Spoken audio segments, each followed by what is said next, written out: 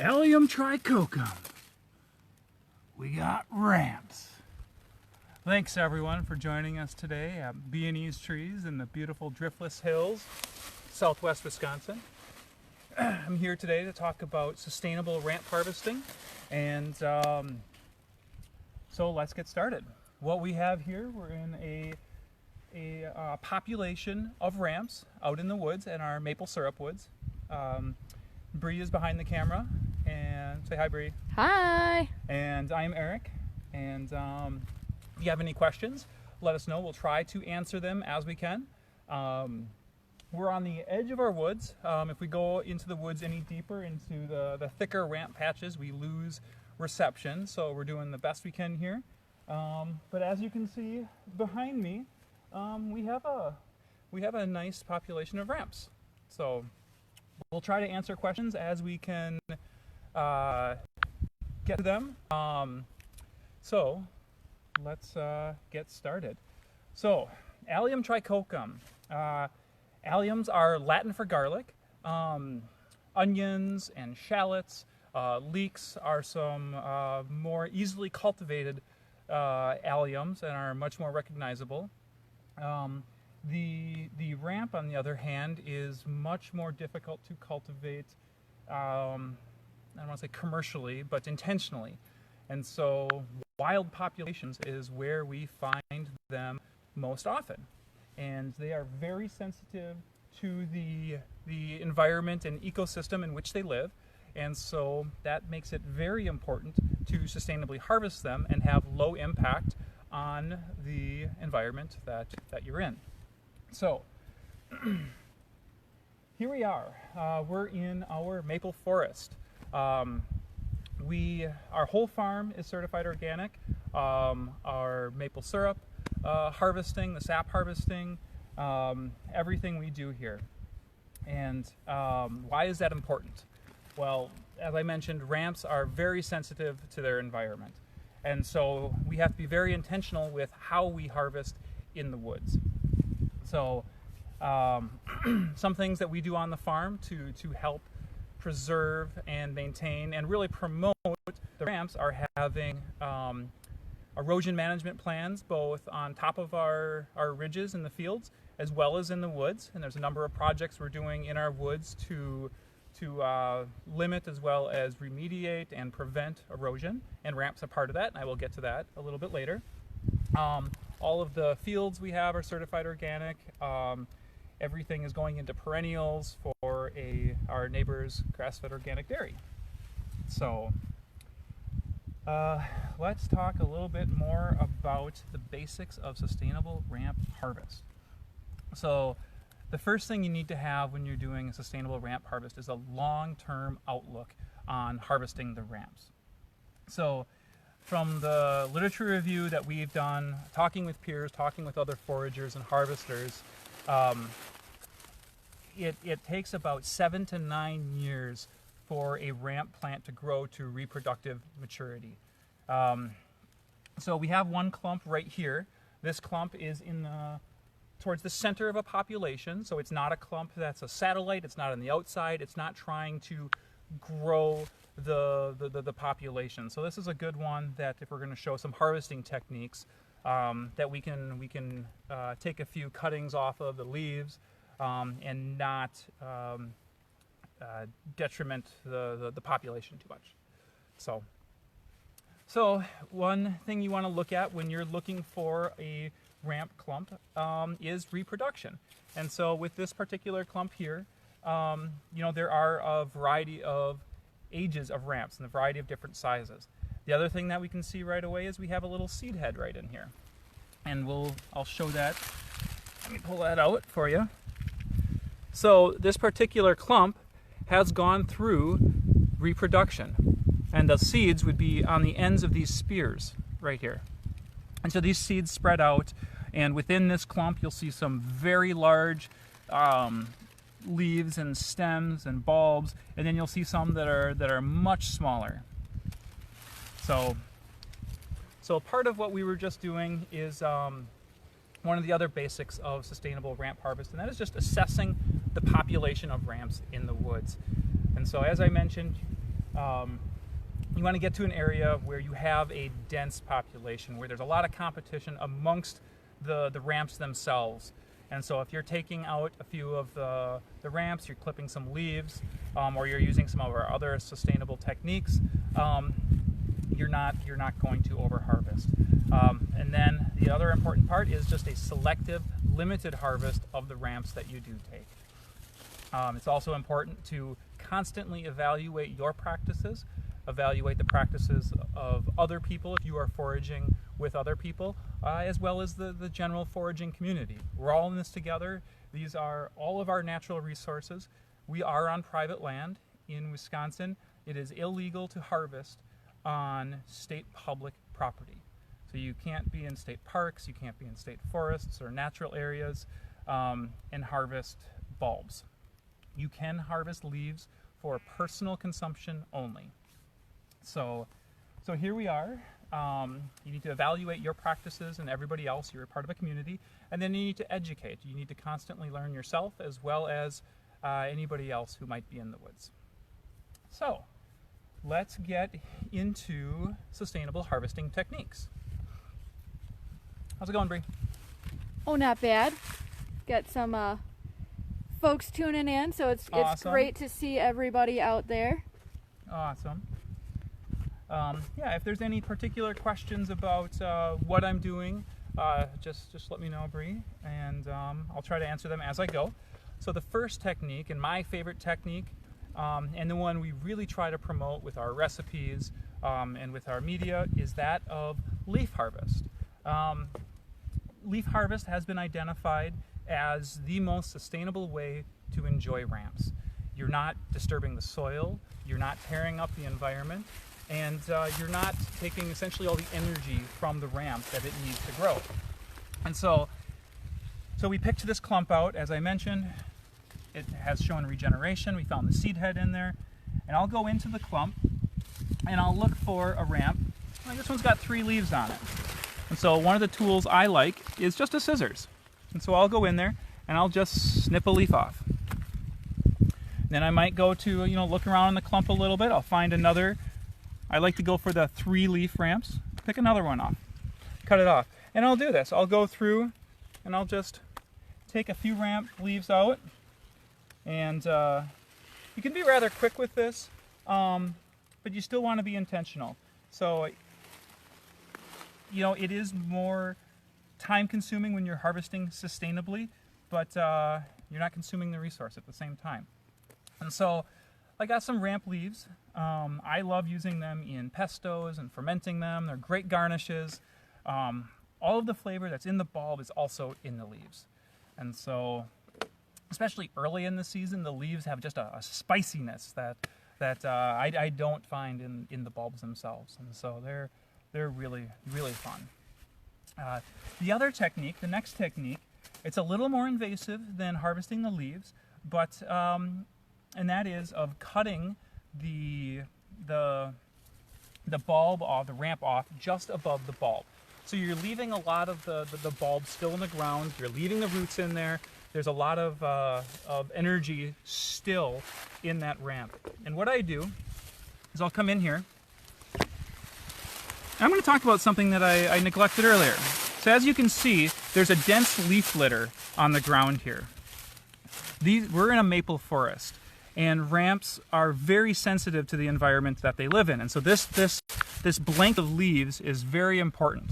And so I'm going to be pulling these leaves back to show the base of the ramps and the bulbs. So these leaves from the maple trees, when they decompose, they create a slightly acidic environment. So a pH level that's less than 7.0. The ramps need both the slightly acidic environment as well as the moisture that's kept in the soil. So when we pull this back, you can see the soil in here and just how moist it is. And so, it looks like there's some ramp seeds in there, in fact. And so when you're working in the woods, in our woods, this particular forest hasn't been logged in 40 to 50 years. If there was a logging, if we were able to log it this year, or if we did rather, a lot of this ground would be disturbed. We'd lose the canopy. The canopy is also really important to provide shade cover to the ramps. And so we could lose a lot of this ramp population. And so we're managing it for the resources that we have here. So let me get back into cutting them just above the bulb. So I dig out a little bit with my hand. I get my knife in there, nice sharp knife, and then I cut one at a time. Just like that. So you can see the skin from the bulb, and then there is some of the bulb itself. It's not the whole thing, and that's not the intention. We don't want to be taking everything out of the ground. And so these are fun. You get some of the shoots on there. They have a different texture and a little bit different flavor than the leaves, but it is another technique that you can use. And so with a clump like this, we don't harvest an entire clump. I'm demonstrating all three of these techniques from one clump just so we don't move around in the woods too much. And so that's a technique that I really like. I like to use as well. And so the third technique, now this is the one that, got a question, Bree?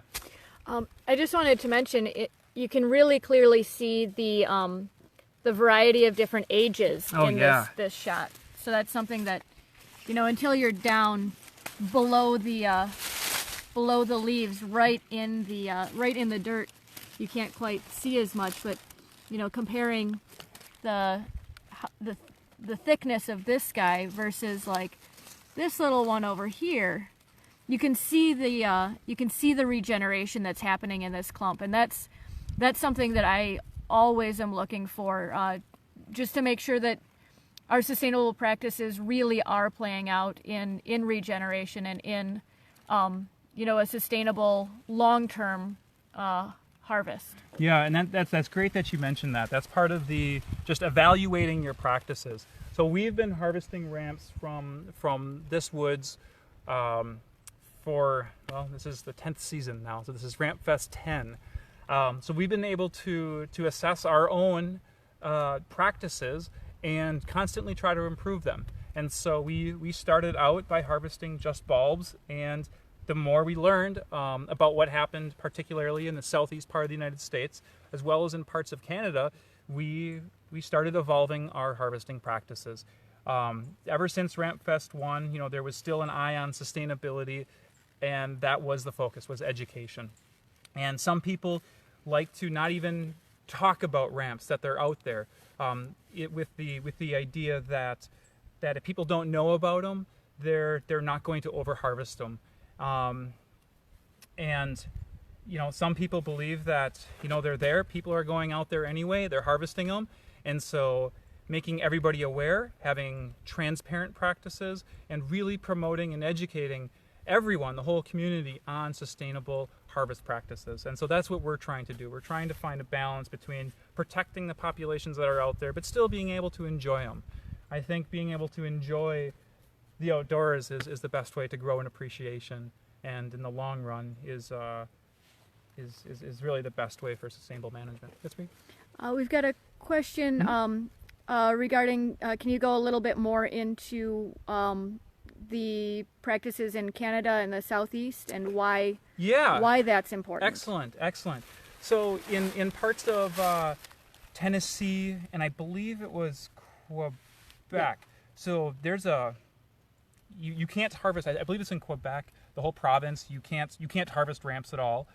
In Tennessee, they're declared they were commercially exploited, and in a lot of large tracts of public land in the Southeast, commercial harvesters, I don't like to call them foragers at that point, because I feel there's a certain reverence and respect when you're out foraging, but and large populations, hundreds and thousands of acres were being decimated.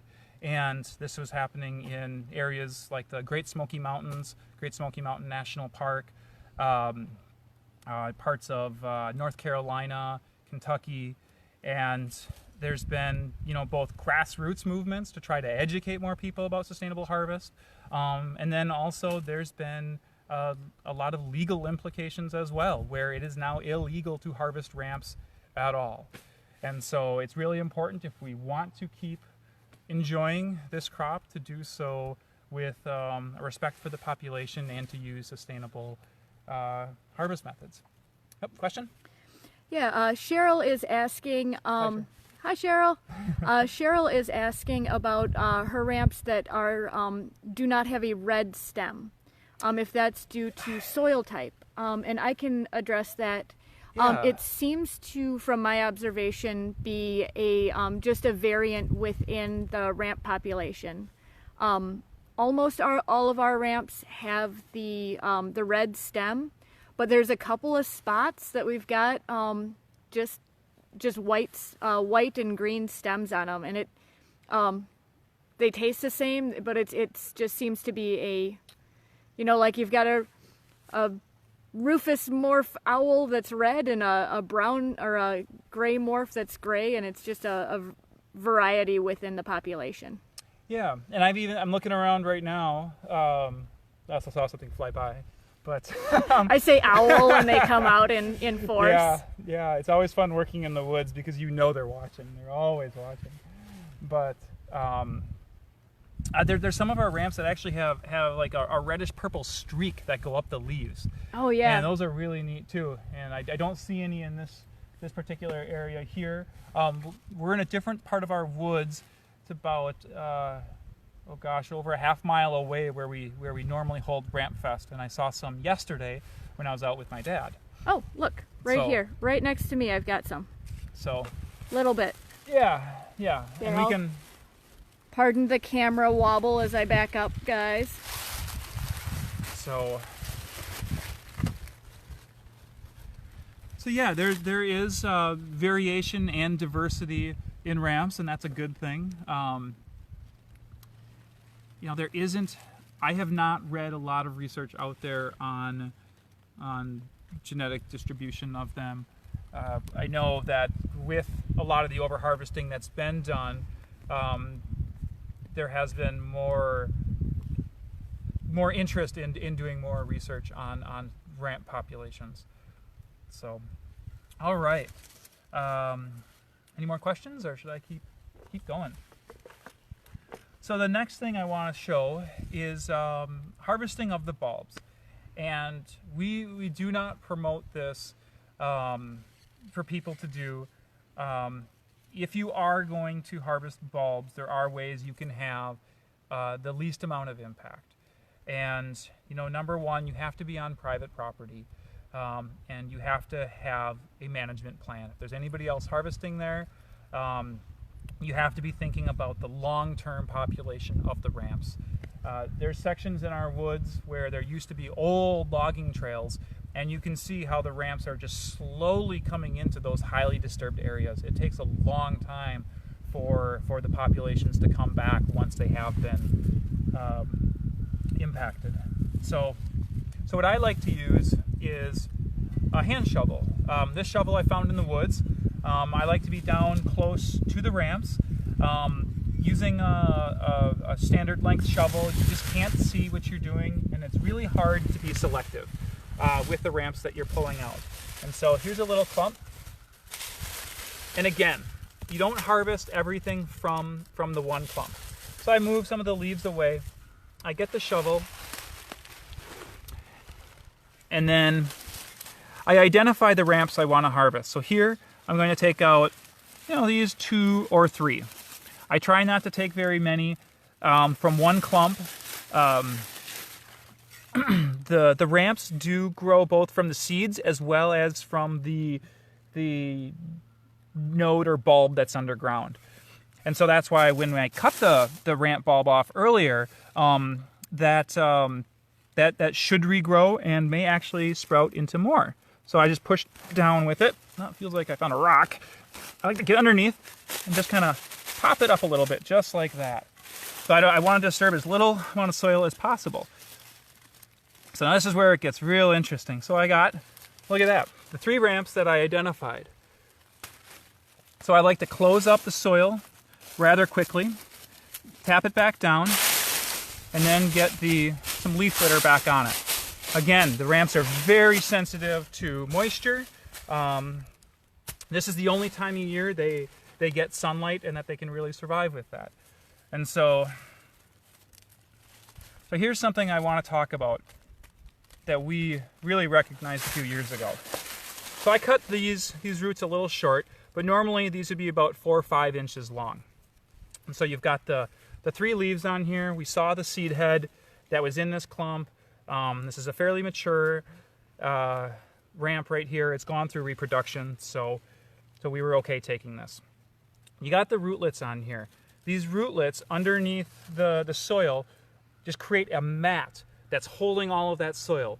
In 2018, we had over 24 inches of rain in 9 days in our watershed. We're in the Timber Coulee watershed, which is the nation's first watershed project. And that's kind of a powerful thought that it's these hills that really became a paradigm for how to limit erosion. And these ramps play a very important role in that. So during that heavy rainstorm, our hillsides that were good ramp habitat, where we had the maples that hadn't been disturbed, that we had good leaf litter, the good ramp populations, these roots held our hillsides together. Where areas hillsides in our area that didn't have the ramps or just didn't have good ramp populations, some more of the southwest facing hillsides, you saw a lot more gullies, a lot more topsoil being washed away. And so it really reinforced to us that, digging these ramps out of the ground and especially pulling these rootlets out is just they're just really important. And it was quite a visual for us to see that. So, you have a question, Bree? We had a question on north slope versus south slope, and that seemed to fit in with exactly what you're saying. Yeah, excellent. So we're on a north-facing slope right now. So you get less direct sunlight in north-facing slopes. In our particular woods, our north-facing slope is also less steep, to be honest. I never really thought of this, but I wonder if partly because erosion hasn't cut away the valley as much. It's just a random thought there. But so on north-facing hillsides, you will also see more maple stands. Less sunlight, there's less moisture that's evaporating, they're darker, they're cooler, and where there's maples, that can help create a habitat that ramps also can survive and thrive in. So if you are out looking, you have permission on a property, and you're trying to find them, look on north-facing hillsides, look for, out in the hollers and ravines and in the coulees. And sometimes it's fun just to go for a big hike and see how far you can get and what you can discover. And so for us, it's not uncommon for us to walk a half mile just to get to a ramp patch to start harvesting. And that's part of it, is just the exploration and the discovery, and it makes it a lot of fun. So, and when we host Rampfest, we are harvesting on north-facing hillsides as well. And we're doing so in a very, very managed way.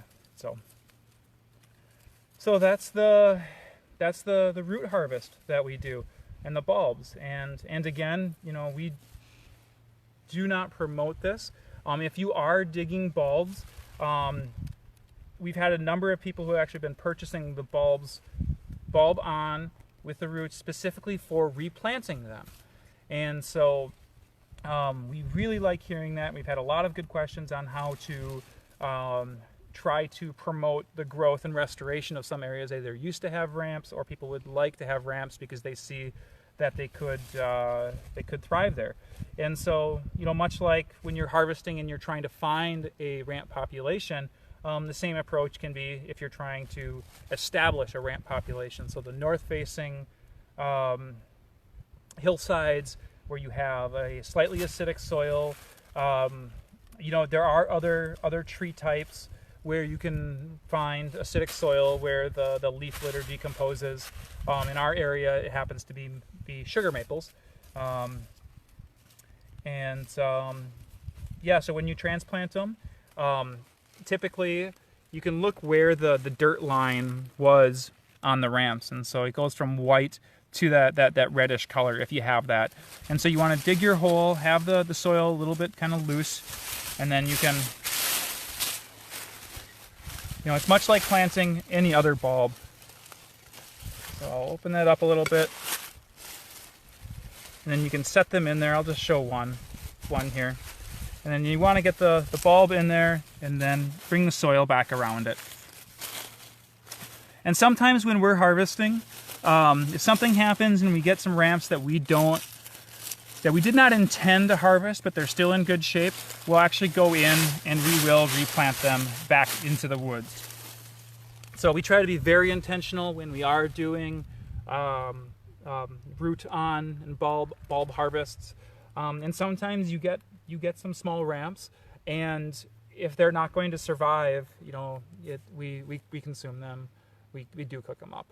But so that's why sometimes you're going to have big bulbs, and sometimes mixed in there you will have some smaller ones as well, and that's a sign that a patch is regenerating as well. So, question, Bree? Joyce was wondering where I am. I'm going to turn this around. This might not look very great. Hi, I am here. I'm holding the camera. Yeah, just wanted to say hi. Bree will be doing a spring ephemeral hike in a few moments. So, yeah, so we harvested the ramps. Again, the 3 techniques. It's clipping the leaves. I like to use just a scissors, nothing fancy, and try to disperse yourself, around the woods. So regardless of which harvesting technique you're using, you want to harvest, a few leaves from one clump, get up and move around. And it's hard to count every ramp clump or ramp that's out there, but you really don't want to take more than 1 to 5% of a population that you're in. And so, looking around in this woods, you can see all the tubing that's in here. And so our entire farm is divided out into 80 different sections. And so we track how many leaves and bulbs and any kind of cuttings we're doing, any harvesting we're doing of the ramps based on the section. And so if we do more than, I think it's 2% for our harvest, we let that section regenerate for a number of years. And we're constantly evaluating the impacts we're having on the ramp populations. Over the 10 years that we've been harvesting in this section of our woods, we've been seeing regeneration. We are seeing ramps growing in areas that we did not have them 10 years ago, and that really reinforces that by being very particular and selective with your harvesting and limiting how much you're taking, you can promote the regeneration of the ramps while still enjoying them. So, do we have any more questions, or should we go do some cooking ramps? Sounds delicious. Yeah, and if you do have questions, just keep sending them in, and we'll keep answering them. So we're gonna go inside our house out here, our little woods shack, and yeah, and then we're going to do a banh mi inspired recipe. So just a moment, I'm gonna tighten this up here. It's a little wiggly. There we go. Hi, sorry about that, everyone. So you can see behind me a lot of the... Can you hold my... Yes, I would love to. Thank you. I'll hold my empty water bottle. The whole woods that we have, and as I mentioned, our entire farm is certified organic. And a lot of people think, well, you're foraging, you're wild harvesting. Why does that organic certification matter? And so some of the things we do in our woods and on our fields, are really for the benefit of the entire ecosystem.